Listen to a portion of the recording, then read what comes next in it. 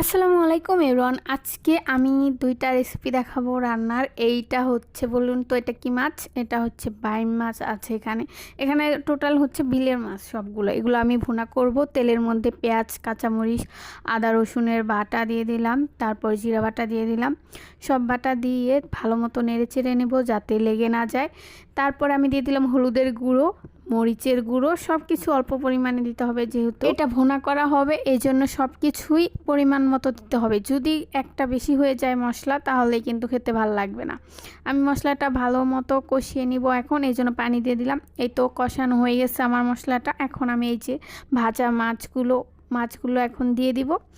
মাছগুলো দেখতেই শান্তি, এই মাছগুলো যে খেতে এত পরিমাণে মজা। তারপরে আমি এই মশলাটা দিয়ে দিলাম। এটা একটা ম্যাজিক মশলা, সত্যি ম্যাজিক। এটা তরকারিতে দিলে তরকারি স্বাদই চেঞ্জ হয়ে যায়। আপনারা হচ্ছে যারা ব্যাচেলার আছেন, তারা হচ্ছে মশলা বাটাবাটি করতে ঝামেলা হয়, তারা হচ্ছে অবশ্যই এই ম্যাজিক মশলাটা ব্যবহার করবে, তাহলে আর এত বেশি ঝামেলা করতে হবে না।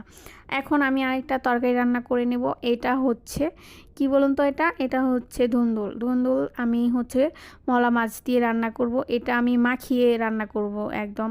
সব মশলা দিয়ে দিচ্ছি, পেঁয়াজ, কাঁচামরিচ, আদা রসুনের বাটা, লবণ, মরিচের গুঁড়ো, সব কিছু মশলা দিয়ে দিব আমি এখনই, কারণ এটাতে আর আমার কোনো কিচ্ছু দেওয়া লাগবে না তরকারি রান্না করার সময়। এখনই সব কিছু দিয়ে মাখিয়ে একদম রান্না বসিয়ে দিব।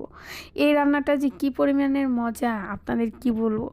আর এখন আমি দিয়ে দিচ্ছি যে মাছটা দেখুন, দেখলেই শান্তি। এই মাছটা যে এত মজা লাগে, মলা মাছ, কি বলবো। আর এগুলো বিলের মাছ, মজাই আলাদা। এখন আমি তরকারিটা রান্নায় বসিয়ে দিলাম, একটু পানি দিয়ে দিলাম। যেহেতু ধুন্দুল থেকে পানি উঠে, তাই হচ্ছে আমি বেশি পানি দিইনি, অল্প পরিমাণে পানি দিয়েছি।